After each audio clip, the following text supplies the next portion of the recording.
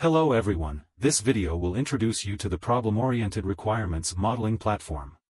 This tool platform is built on top of the Eclipse modeling framework and Sirius technology and is designed to support problem-oriented modeling needs. It provides users with an intuitive graphical interface that makes drawing and editing problem diagrams easy and convenient. The tool platform has the following 3 advantages. First, with built-in validation rules and constraints, the tool ensures the legality and consistency of models, while promoting collaboration between cross-domain experts and engineers, enhancing development efficiency, and reducing project risks. Second, by accurately presenting shared phenomena and causal relationships across different domains, the tool optimizes the modeling of complex requirement environments, making the interdependencies between requirements clearer and deepening the understanding of requirement analysis. Third, allowing for comprehensive attribute descriptions of domains, the tool enhances the specification of entity attributes in problem diagrams, providing precise design inputs for the transition from requirement analysis to system design, ensuring the precision and feasibility of the design. The CoCoME case study describes a transactional system in a supermarket, including sales processing, barcode scanning, and payments, as well as administrative functions such as product ordering and report generation, exemplifying the integration of computational and physical processes. Next, we will model CoCoME with tools. First, open our tool platform, click File in the upper left corner and create a new modeling project named CoCoME.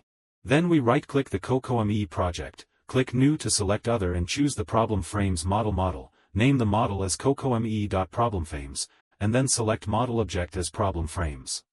Then we open the graphical interface, double-click the Representations.erd file, double-click the Problem Frames in Representations, and name it CoCoME. This takes us to the drawing interface. Our drawing interface consists of 3 parts. In the middle of the tool is the drawing board area, where we will be modeling and where the final model will be displayed. On the right side is the toolbar, where we have the basic elements we need for modeling, such as domain, requirements, description, interfaces, and so on. Underneath the drawing interface is the property bar, which displays the properties of the elements we create. Let's start modeling the CoCoME system. We can create the domain by simply clicking on Domain in the toolbar and then clicking on the drawing board area where we want to create the domain. Double-clicking on the domain we created, we can modify the relevant properties in Properties, such as Name, isClass, or isActor. And we can change the type of the domain, such as Machine, Given, Designed, Casual, Biddable or Lexical. Let's create the interface in the next step. Click Create Interface in the toolbar and select Connect from Source Domain to Target Domain. Double-click on the interface link, and in the window you can edit the properties of the interface, name the interface, and create the phenomenon.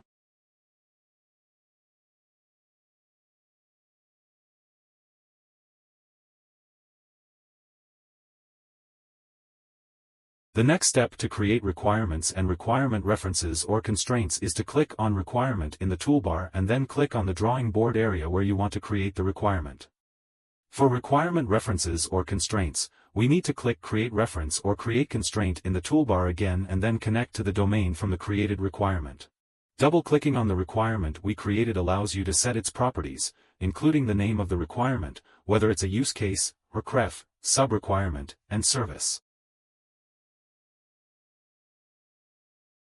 Below we create the domain description, click Description in the toolbar, then click where you want to create the field description in the drawing board area, and finally click Create Description in the toolbar to create the field description by connecting from the field to the description. Double-click on the description we created, and in the window you can set the properties of the description, including name, domain ref, and you can also add domain properties as well as causality.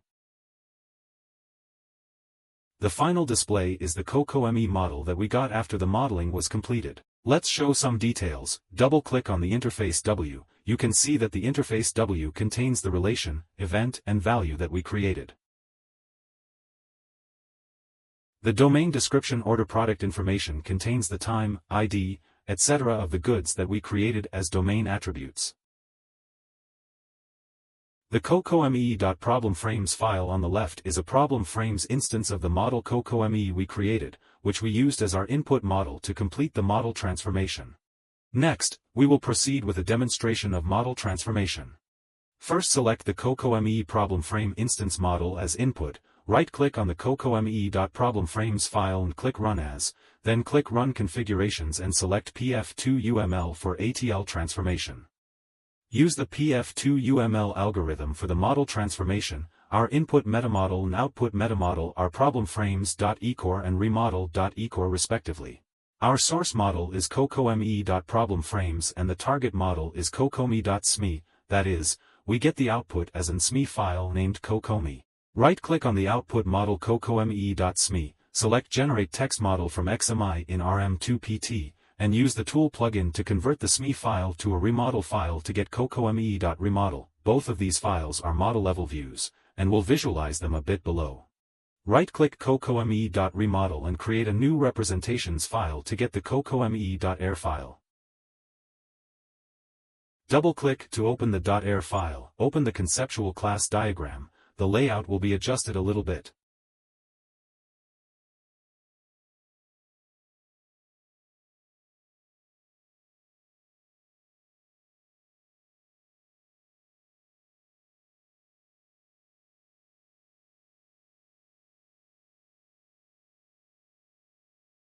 Open the service diagram. Open the use case diagram, again. Let's adjust the layout a little bit.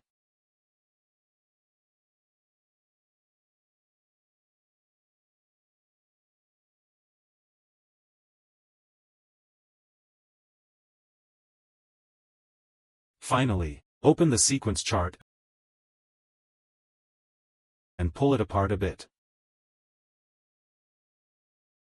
Transforming problem frames into unified modeling language offers the following two key benefits. First, problem frames, PF, provide the capability for problem modeling and requirements analysis for cyber-physical systems, CPS, aiding in a thorough understanding of the complex domains, requirements, and constraints of CPS. Transforming PF into UML leverages the strengths of UML in system development. Second, the transformation from problem frames models to UML models assists in the seamless integration of requirements analysis with system design, effectively closing the gap between the early stages of conceptual understanding and the later stages of system development. Additionally, transforming into UML models has several useful applications. Primarily, the UML models derived from problem frames are invaluable for the development of test cases.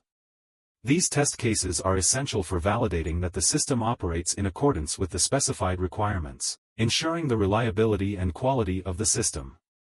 The transformation into UML models provides a robust foundation for object-oriented programming, OOP. It enables the direct mapping of the requirements and interactions encapsulated within problem frames onto the structural elements of OOP, such as classes, methods, and relationships. This lays the groundwork for the subsequent coding phase. The transformation facilitates the automated generation of prototype systems. The conversion from formal requirement models to UML aids in the rapid and accurate creation of prototypes that adhere closely to the initial requirements, which is integral to the validation process.